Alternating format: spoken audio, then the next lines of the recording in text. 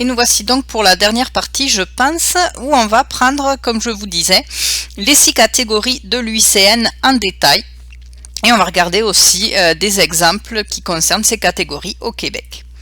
Donc, catégorie 1 qui est divisée en 2 catégories, vous l'avez vu un petit peu dans le tableau, catégorie 1A et catégorie 1B. Donc, catégorie 1B, c'est ce qu'on appelle zone de nature sauvage. Qui est donc consacrée à des fins de protection des ressources sauvages, et vous voyez qu'on n'a aucune aire protégée qui rentre dans cette catégorie au Québec. Donc je vais plutôt m'attarder sur la catégorie 1A. Donc à nouveau, catégorie 1, c'est celle de catégorie de protection la plus stricte, donc c'est ce qu'on appelle réserve naturelle intégrale. Donc c'est à des fins d'études scientifiques seulement. On l'a vu un petit peu dans le tableau. Seuls les gens autorisés par le ministre peuvent rentrer sur ces aires-là. Et il faut que ce soit donc dans un but en général de recherche scientifique. Donc vous voyez, pour vous donner un peu une idée de l'évolution, on vous montre qu'en 1999, il y avait 101 aires dans cette catégorie qui totalisait 825 km².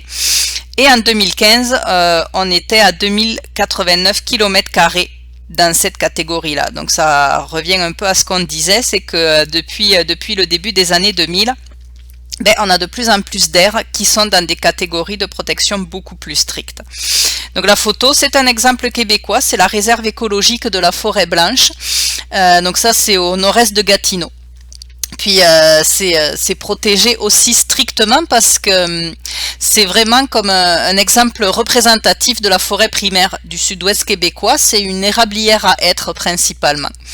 Mais il y en a d'autres, donc il y a aussi au sud de Montréal, je sais qu'il y a une zone où il y a du pin rigide, et c'est vraiment comme l'extrême nord de la répartition de cet arbre-là.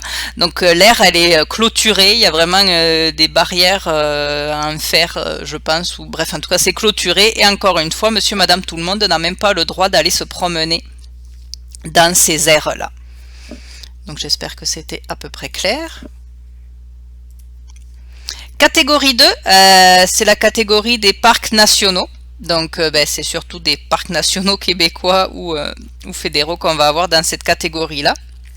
Le but de cette catégorie 2 de l'UICN, donc c'est de préserver les écosystèmes, mais c'est aussi à des fins récréatives. Donc là, monsieur et madame tout le monde a le droit de profiter de ces aires protégées-là.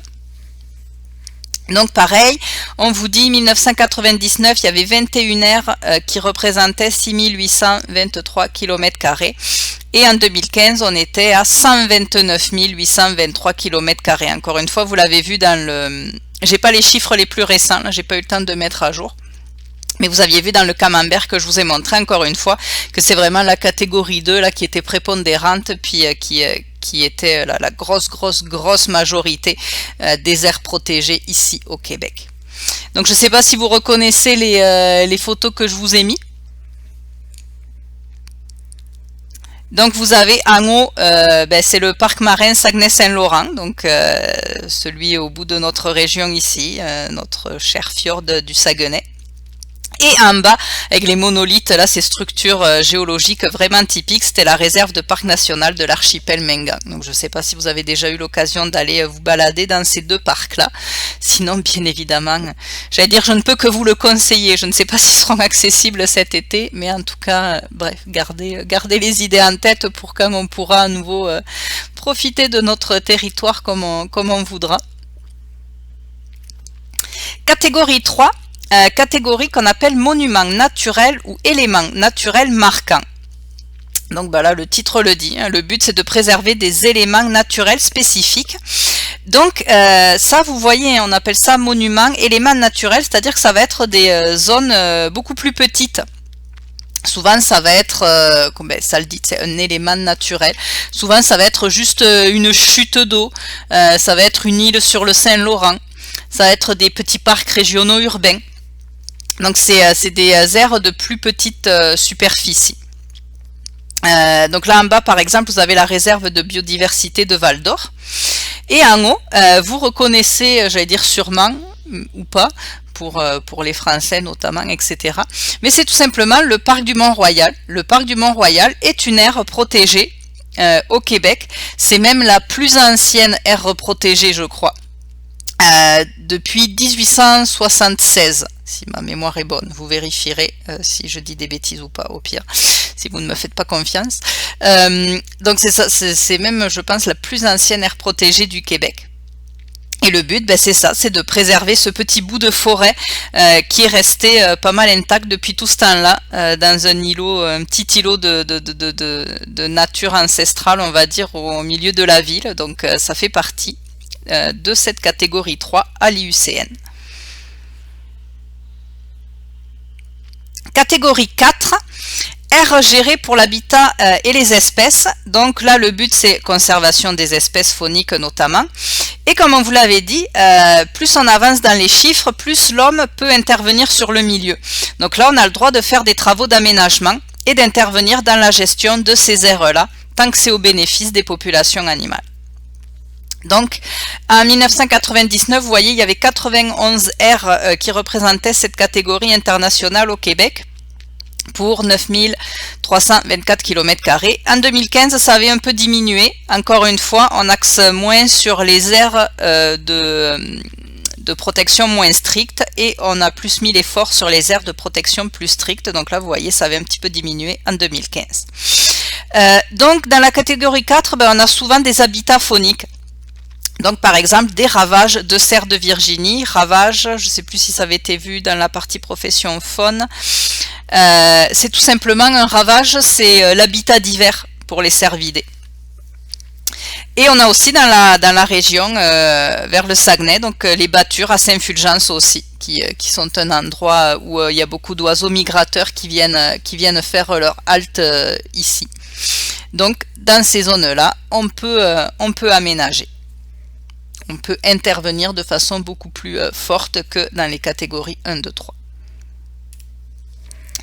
Catégorie 5, paysages terrestres ou marins protégés. Donc là, je vais commencer par le fait, vous voyez, qu'il n'y en a aucune aire qui correspond à cette catégorie au Québec.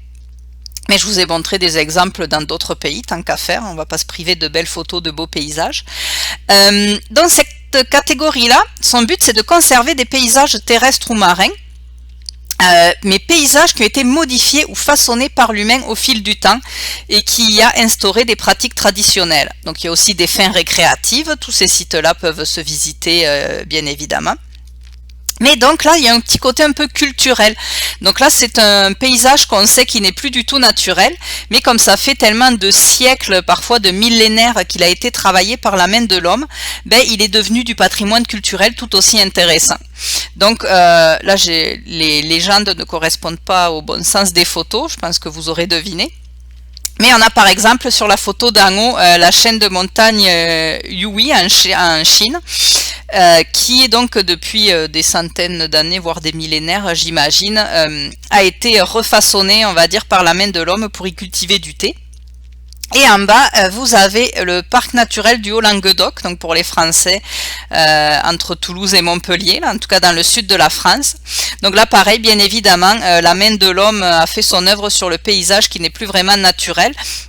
Il y a beaucoup de vignes, il y a de l'agriculture avec de l'élevage de bovins qui y est fait. Beaucoup de châtaignes aussi, des châtaigniers. Qui font partie de la culture de cet endroit-là. Donc c'est ça qu'on protège dans des catégories 5. Encore une fois, c'est des paysages qui ont été modifiés au fil du temps par l'être humain et on protège des pratiques traditionnelles ancestrales. Et finalement, catégorie 6, aires protégées de ressources naturelles gérées. Donc là, on a le droit de faire une utilisation durable des écosystèmes naturels. Donc encore une fois, on peut faire de la foresterie dans ces zones-là, si vous vous rappelez le petit tableau. On peut faire de l'exploitation minière, on peut faire plein de choses.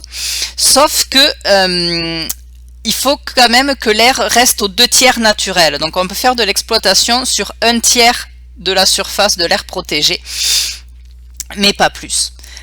Donc c'est pour ça, encore une fois, que dans le petit graphique, si vous vous rappelez, là, les chiffres qui étaient rangés selon une ligne, ben, la catégorie 6, c'était pas la plus en bas, c'était pas la plus artificielle, parce que même si on peut faire des grosses interventions, ces grosses interventions sont limitées sur la superficie de l'air. Donc ça fait que c'est pas celle qui est le plus travaillés par l'homme, c'est vraiment les 4 et 5 sur lesquels il peut y avoir le plus d'artificialisation, on va dire.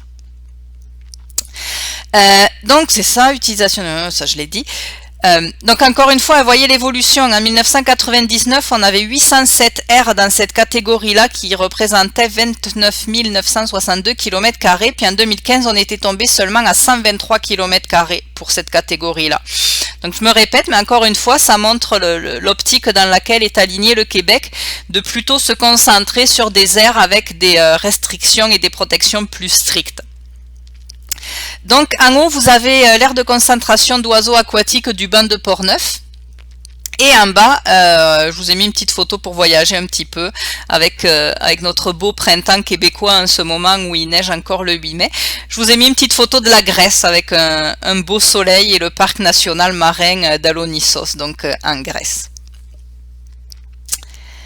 On achève. Ça, je le gardais pour la fin, mais c'est important d'en parler parce qu'il y en a peut-être les plus allumés là qui ont peut-être eu une réflexion pour eux-mêmes quand je parlais du fait qu'il faudrait qu'on arrive à 17% d'air protégé à la fin de l'année, etc. Il y en a peut-être qui se sont dit, ben il n'y a qu'à faire une grosse méga aire protégée dans le nord du Québec où il n'y a personne, là, ça gêne pas, puis on atteint nos 17%. Sauf qu'il y a une notion qui est super importante quand un pays veut faire des aires protégées, c'est la représentativité. Donc ça, qu'est-ce que ça veut dire?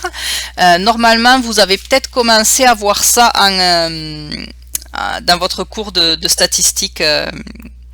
J'ai plus le nom du cours là, mais bref, je pense que vous voyez de celui dont je parle.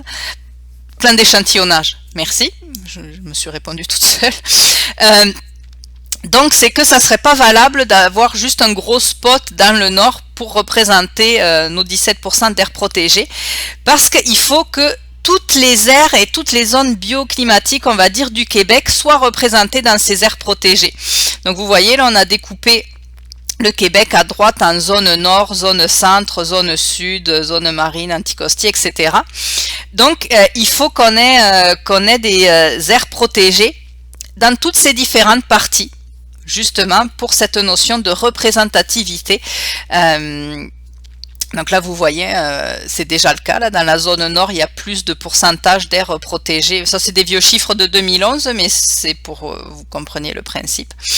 Et bien évidemment, dans le sud, plus habité, c'est moins facile de faire des aires protégées parce que ça gêne nos activités humaines, entre guillemets. Mais donc idéalement c'est ça, c'est vraiment de répartir également les aires protégées dans les différentes zones bioclimatiques, les différents écosystèmes qu'on peut avoir au Québec pour que tous soient représentés, tous soient protégés. Donc voilà pourquoi on ne peut pas faire juste un méga spot dans le nord et puis dire on a atteint notre objectif. Et ça s'arrête là pour ce module. Il nous restera plus que le dernier module sur système professionnel, éthique et déontologie. Donc je vous abandonne là, mais on va se revoir une dernière fois pour le dernier module donc.